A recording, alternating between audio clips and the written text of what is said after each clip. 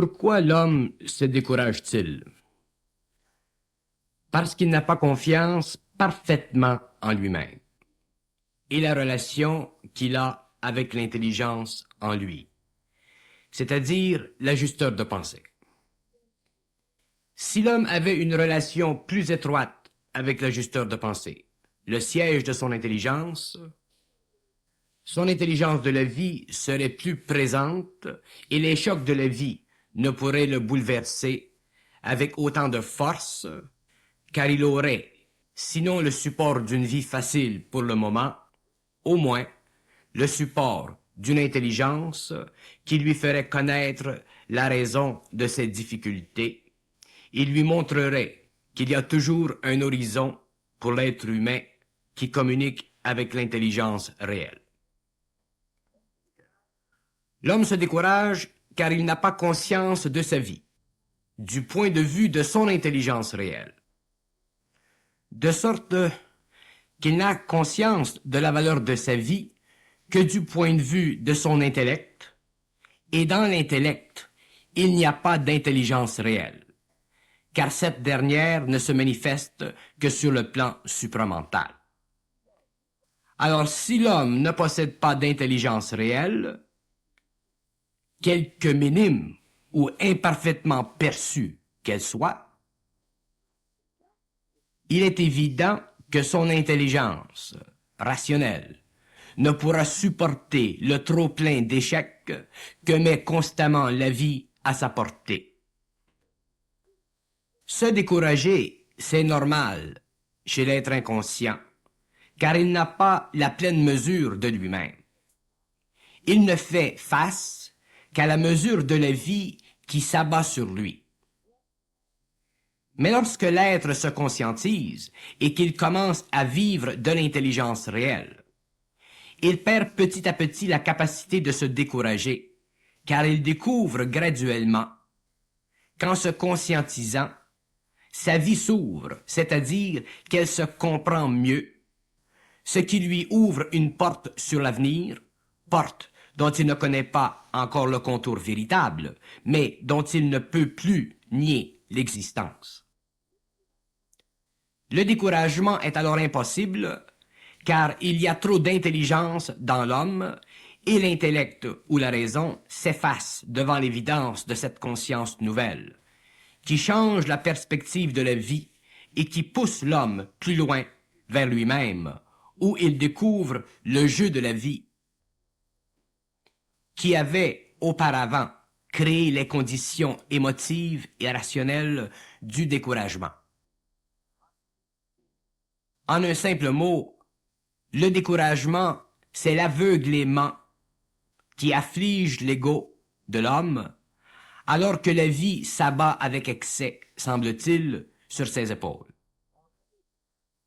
Or, l'aveuglement devient impossible lorsque l'homme entre dans la conscience supramentale, car l'intelligence nouvelle devient un phare qui éclaire les flots troublés d'une mer orageuse, qu'auparavant l'homme devait naviguer sans clarté, ce qui causait sûrement le découragement. Le découragement provient du manque de clarté dans l'esprit, c'est-à-dire d'intelligence réelle, et si l'homme ne parvient pas, pour toutes sortes de raisons, à se sortir de ce qui le décourage, c'est qu'il n'a pas de volonté, car le découragement est lié à la perte ou l'absence de volonté. Or, nous savons qu'il y a un lien très étroit entre la volonté et l'intelligence réelle.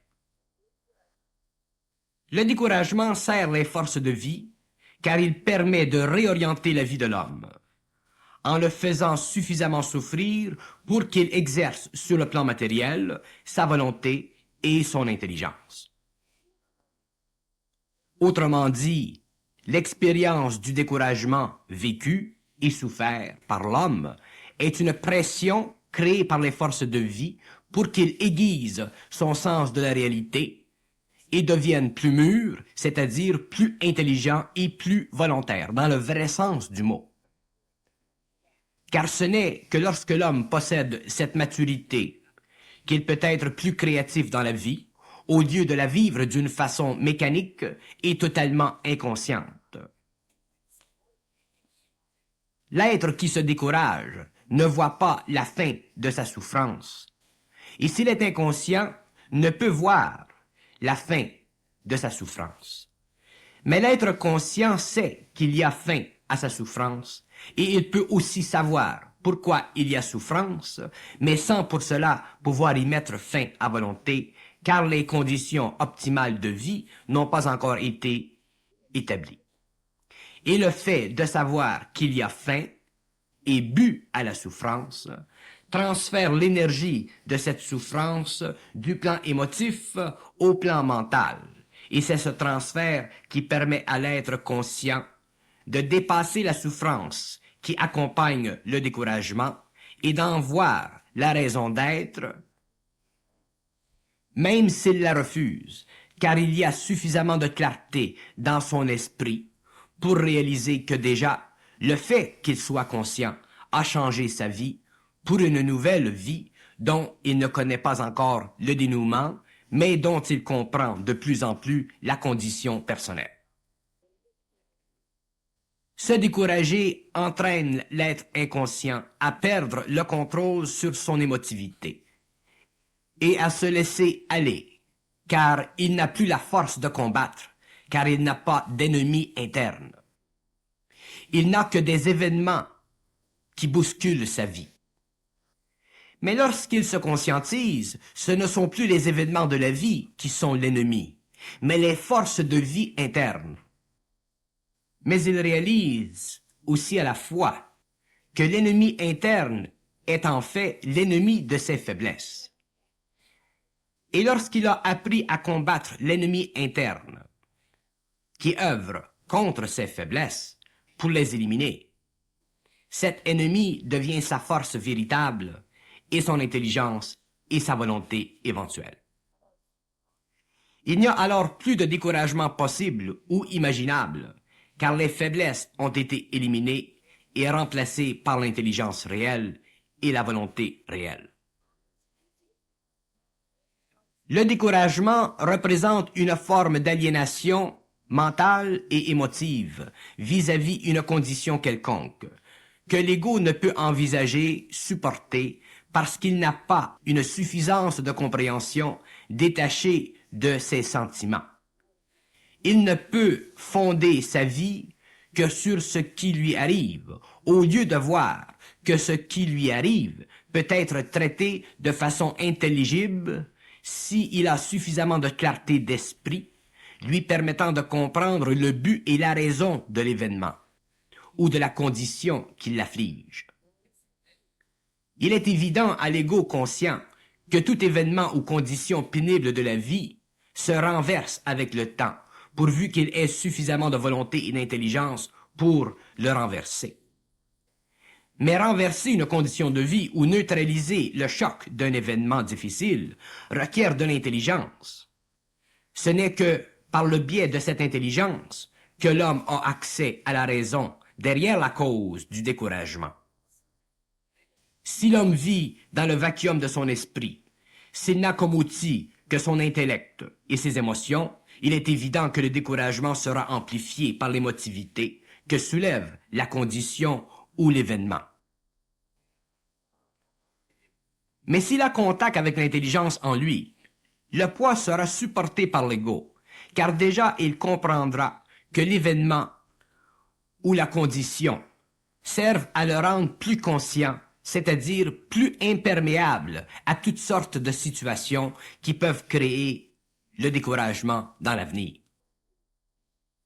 L'homme peut vivre sur le globe de façon à pouvoir tout comprendre de sa vie, ce qui requiert contact avec l'intelligence réelle, ou subir les chocs de vie et en souffrir sans pouvoir sur eux, ce qui peut lui rendre la vie tellement difficile, pénible, qu'il sera découragé, qu'il vivra découragé, c'est-à-dire qu'il perdra contrôle de l'énergie vitale qui alimente ses principes inférieurs, et de là vivra une piètre vie, car la vie peut être très dure et à la fois très facile, mais il faut au préalable la comprendre en fonction de l'intelligence réelle et non l'intelligence et l'émotivité subjective qui la bouleversent et la brouillent à la fois. Beaucoup de gens se découragent car ils ne sont pas suffisamment intelligents et volontaires dans le sens réel du mot pour se dissocier carrément d'une condition qui mine leur existence. Ils n'ont pas le courage de faire ce qu'ils devraient ou doivent faire pour se dissocier d'une condition qui ne peut mener qu'à un cul-de-sac. Pourquoi n'ont-ils pas de courage? Parce qu'ils n'ont pas l'intelligence ni la volonté.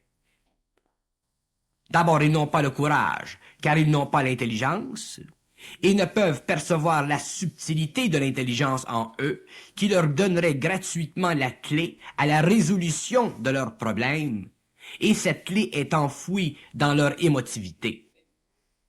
Et leur manque de volonté est proportionnel à cette émotivité.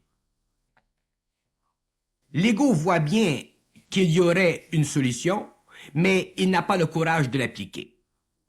Alors vient un moment où il se décourage, c'est-à-dire un moment où son inconscience ne peut lui fournir de réponse, car le problème est devenu encore plus vaste, plus irréconciliable avec une solution.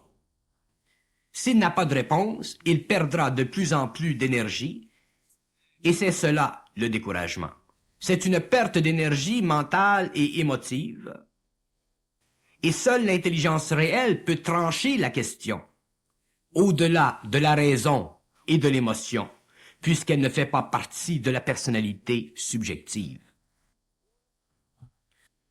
Mais on n'accède pas à cette énergie supramentale sans douleur, car justement, elle n'apparaît qu'au fur et à mesure que l'homme a reconnu les illusions de la forme qui entraînent le découragement. Autrement dit, il faut souffrir un peu pour avoir le privilège de vivre sans pouvoir se décourager, quelles que soient les conditions de vie. Mais le découragement montre la tête chaque fois que la vie semble s'opposer un peu trop à nos désirs. Pourquoi? Parce que nos désirs ne coïncident pas avec la vie, mais avec nos émotions. Or, nos émotions sont l'envers de la vie, c'est-à-dire qu'elles proviennent de notre lien avec notre basse nature et non notre haute nature. Si l'homme savait vivre sa vie en relation étroite avec sa haute nature, son intelligence réelle, la vie serait toujours plaisante, car elle serait en harmonie avec l'intelligence réelle, elle serait toujours compréhensible, elle ne serait jamais sombre. Mais non, l'homme inconscient vit sa vie en relation et en fonction de sa basse nature. Et comme il n'est pas conscient de l'autre partie de lui-même, de sa haute nature, de l'intelligence réelle, comment voulez-vous qu'il ne se décourage pas lorsque cette dernière décide de mettre un terme à l'abus, que lui impose la basse contrepartie de l'homme? C'est alors que l'homme se décourage, et c'est normal. Bien que l'homme ait un soi-disant libre arbitre, il n'est pas dit que la haute contrepartie de lui-même n'aura pas et ne doit pas avoir le dernier mot. Et effectivement, c'est ainsi que se vit la vie du terrestre, jusqu'au moment où il prend conscience de l'intelligence réelle en lui. Compte tenu du temps que doit prendre l'ajustement des principes inférieurs aux principes supérieurs, l'homme peut souffrir, mais ne peut plus se décourager, c'est-à-dire souffrir en aveugle. Voilà du moins quelque chose de neuf dans la vie de l'homme, jusqu'à ce que la souffrance ait totalement disparu de sa vie. Le découragement fait partie de la condition humaine, qui manque de voir la raison de sa condition, et qui par le fait même doit la vivre aveuglément.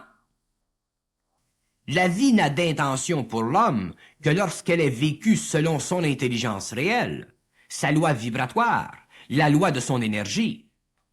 Tant qu'elle n'est pas vécue ainsi, elle doit être soufferte par l'homme, car elle s'oppose à la domination de sa nature inférieure sur elle, c'est-à-dire sur l'esprit de l'homme.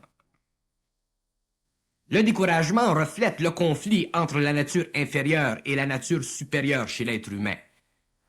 Épuisé par ce conflit, l'homme apprend que la vie est plus forte que lui.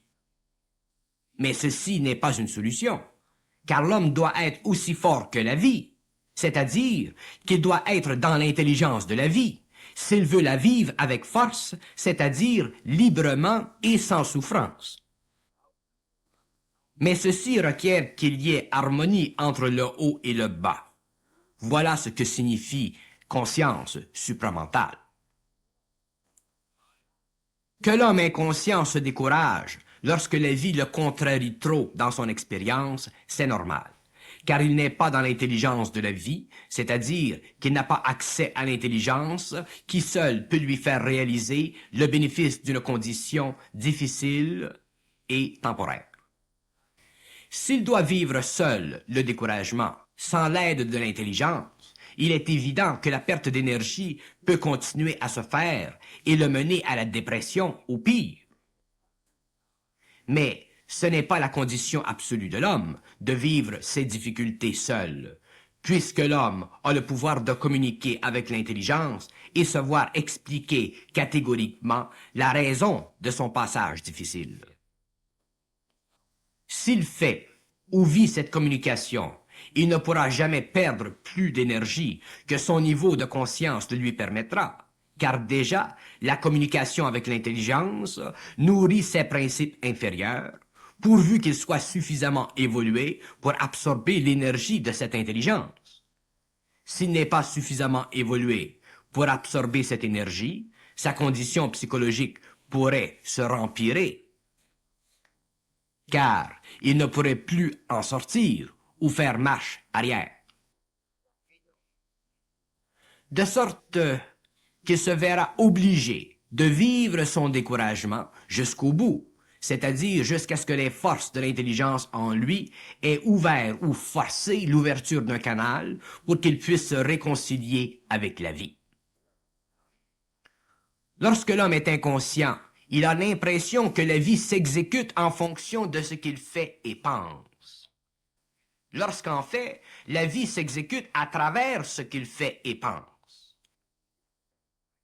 Une fois conscient, il s'aperçoit bien que les conditions qui avaient créé le découragement étaient liées à un manque de réalisation, qu'il y avait dormant en lui une volonté et une intelligence réelle et active qui ne peut succomber à la subjectivité du découragement, et que par conséquent, s'il avait vécu de cette énergie, la condition du découragement n'aurait pas eu lieu, car l'intelligence et la volonté sont deux forces créatives qui écartent la passivité émotive et mentale du découragement.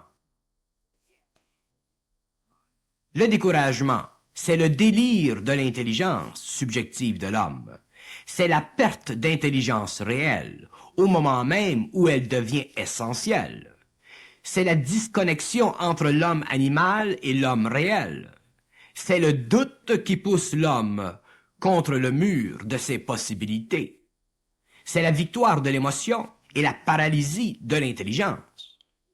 Quelle horreur, puisqu'il peut mener l'homme à des abus qui ne conviennent pas à l'être conscient. Beaucoup sont amenés au découragement, car ils n'ont jamais éprouvé le fond de leur réalité psychologique. Ils ne l'ont jamais connu. Afin de sentir un peu ce fond de leur être, et de connaître certaines réactions qui ne peuvent se manifester au cours du train-train de la vie de tous les jours, voilà qu'un événement, qu'une condition les confronte avec le plancher des vaches et ils s'aperçoivent de leur vulnérabilité, de leur faiblesse, de leurs illusions, de leur stupidité. Sans cet événement décourageant, ils auraient vécu leur vie comme des clowns, ces êtres qui font semblant que tout va bien et qui n'ont pas la maturité de vivre sans maquillage. Alors le découragement sert l'homme, car il le resitue envers lui-même et lui fait prendre une certaine conscience de lui-même que seule une partie de vie plus difficile aurait pu faire. La haute nature de l'homme ne lui convient que lorsqu'il l'a découverte perte et en a payé le prix. C'est pourquoi le découragement fait partie de ce mouvement dans l'homme qui doit lui faire découvrir autre chose que son nombril et ses intérêts trop souvent stériles. La vie se charge de l'homme, et l'intelligence réelle seule peut le décharger du poids de la vie. Car la vie ne doit pas être un poids, mais simplement un mouvement de l'homme dans le temps, et lorsqu'il est dans l'intelligence réelle, il vit le temps d'une façon dynamique, et non plus comme auparavant d'une façon émotive et raisonnée, ou d'une façon purement psychologique. Le découragement intervient dans la vie de l'homme lorsque ce dernier doit reconquérir des forces qu'il a perdues à cause de son inconscience. Le découragement est un couteau à deux tranchants, soit qu'il mène l'homme à sa perte, ou qu'il l'élève au-dessus d'une condition antérieure et lui offre une vie plus saine à l'avenir. Dans les deux cas, il représente un changement de vie à cause de la condition ou de l'événement qui lui a enlevé beaucoup de force morale. Mais c'est à ce point que le découragement possède une valeur expérientielle qui ajoutera à sa vie s'il réussit à passer à travers l'obstacle. Dans le cas de l'être qui se conscientise, le découragement éventuellement perd de plus en plus de terrain, car l'intelligence grandit en lui et le découragement devient de moins en moins possible. Par contre, il est remplacé par une autre force en lui, que j'appelle la colère de l'esprit de l'homme. La colère de l'esprit ne peut se faire sentir chez l'homme que lorsqu'il a conscientisé son intelligence et sa volonté. Ces deux forces qui opèrent en lui vibratoirement et se servent des événements de la vie pour le faire souffrir vibratoirement et non plus psychologiquement comme auparavant, alors qu'il n'était pas conscient de ses forces. Alors maintenant, l'homme ne peut plus se décourager, car il est trop conscient du jeu entre les forces de l'intelligence et de la volonté et lui-même. Mais le changement vibratoire dans ses corps, que doivent opérer ses forces pour la fusion, peut être si pénible à certains moments que l'homme est forcé de réagir avec grande colère et prendre contrôle de cette énergie nouvelle qui se manifeste en lui. Naturellement, cette colère de l'esprit de l'homme contre l'intelligence et la volonté le rend très fort, car il doit détruire toutes sortes de formes au cours de ce processus pour en venir à avoir un contrôle total sur sa vie, du plan le plus haut jusqu'au plan le plus bas. Or, il est bon de voir la différence et le rapport entre le découragement de l'être inconscient qui souffre de l'intelligence et de la volonté en lui sans s'en rendre compte, et l'être conscient qui subit l'effet grandissant de cette intelligence et de cette volonté, mais parvient avec le temps à la contrôler, à en contrôler les effets sur sa vie, de sorte qu'au lieu d'être mené au découragement, il est mené à la colère de l'esprit, ce qui l'affranchit de plus en plus psychologiquement et lui donne de plus en plus de contrôle sur sa vie. Pour que l'homme possède un contrôle total sur sa vie, il lui faut pouvoir arracher aux forces cosmiques leur pouvoir sur lui, et ceci ne peut se faire que par une capacité mentale parfaite et sans émotivité, afin que se détruisent en lui les formes qui retardent cette énergie. Cette colère de l'esprit de l'homme est l'outil par excellence qu'il développe pour sévérer sa relation d'être inférieur avec les forces cosmiques. Tant qu'il n'a pas connu cet aspect de son esprit, il n'a pas goûté de la liberté de son esprit. L'homme doit comprendre que tout ce qui est esprit est énergie, et que toute énergie est voile selon sa vibration. de sorte que l'homme conscient, ou qui se conscientise, réalise au fur et à mesure qu'il connaît cette colère de son esprit contre les forces de l'intelligence et de la volonté qui cherchent à fusionner avec lui, qu'il doit et qu'il est capable de s'affranchir de son statut d'être inférieur pour se réaliser dans le pouvoir de son esprit, où il ne peut plus être assujetti à aucune force. Autrement dit, l'homme conscient doit cesser de souffrir. Et la mesure de cette cessation est en rapport avec la colère de son esprit, qui reflète le pouvoir de son esprit sur sa condition humaine. Ainsi, alors que l'être humain inconscient se décourage sous la pression de la vie, l'être conscient vit la colère de son esprit, car il a conscience de l'étrangeté du rapport entre l'homme et les événements et les êtres supérieurs, qui lui cassent les pieds pour l'amener à un taux vibratoire suffisant pour qu'il puisse fusionner avec lui parfaitement. Mais si l'être conscient ne peut plus se décourager, car il y a trop d'intelligence et de volonté en lui, ceci ne veut pas dire que sa souffrance est amoindrie. Au contraire, elle peut être très aiguë. Il faut comprendre que les hommes ont toujours été assujettis et que le rejet complet et incontesté de cet assujettissement demande une volte-face de la part de l'homme qui ne peut se manifester qu'en fonction d'une colère de son esprit. Car la colère psychologique, cette colère de tous les jours, est sans pouvoir sur la vie. Seule la colère de l'esprit de l'homme a pouvoir sur la vie, car elle fait partie de la vie conscientisée qui affronte la vie inconsciente et la domine parfaitement. Lorsque l'homme prend conscience, par la colère de son esprit, il brise les liens entre son émotif et son mental et transmute l'énergie émotive en énergie mentale supérieure, ce qui augmente en lui l'intelligence et la volonté réelle. Le découragement n'est plus possible à ce stage, car déjà l'homme a suffisamment de force pour carrément briser toute force qui veut faire obstacle à ce qu'il veut.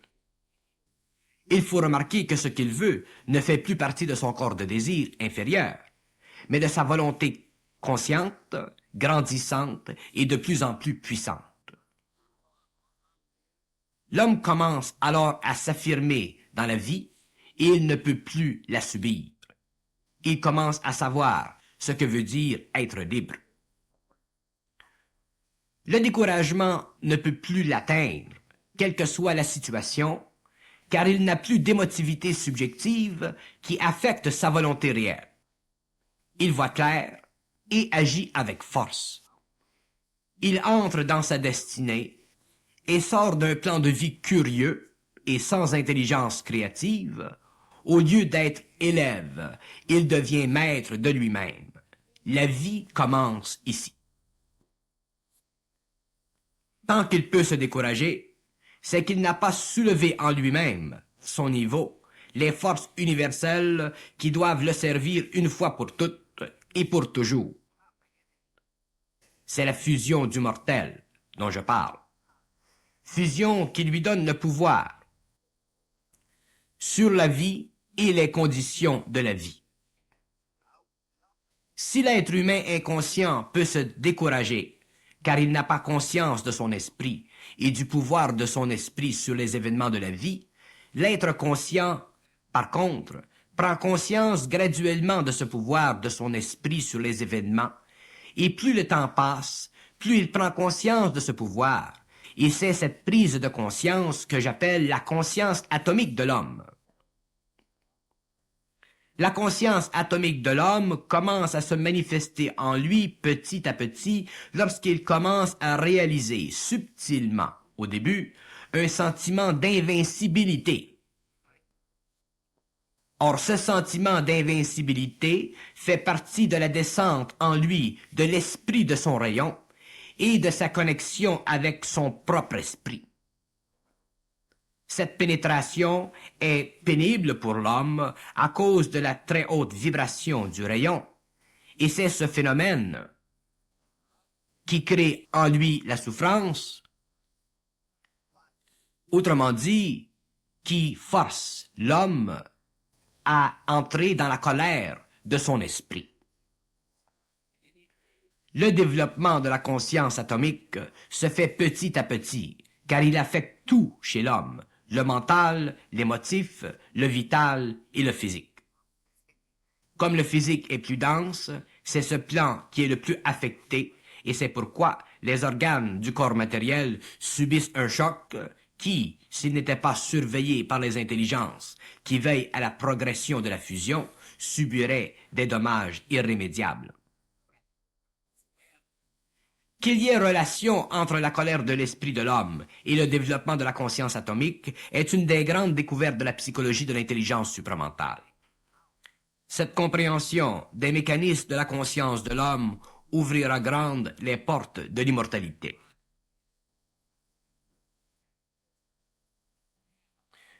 Une des grandes erreurs de l'homme par le passé fut de croire les êtres qui l'enseignèrent.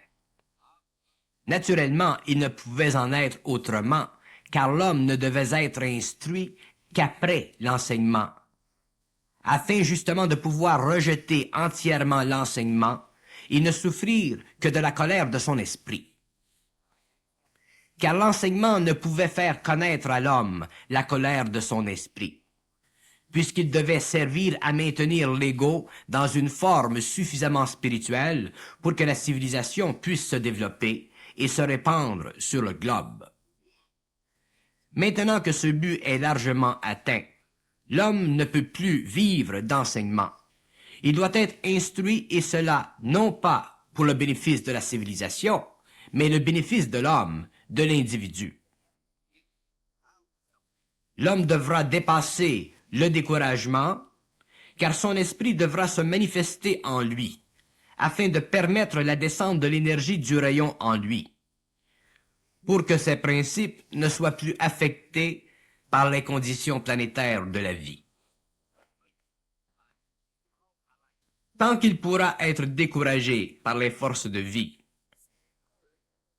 son esprit sera impuissant à canaliser l'énergie du rayon, et il se verra obligé de retourner sur les plans de la mort, où l'esprit de l'homme se nourrit de mémoire, au lieu de se nourrir de l'énergie du rayon.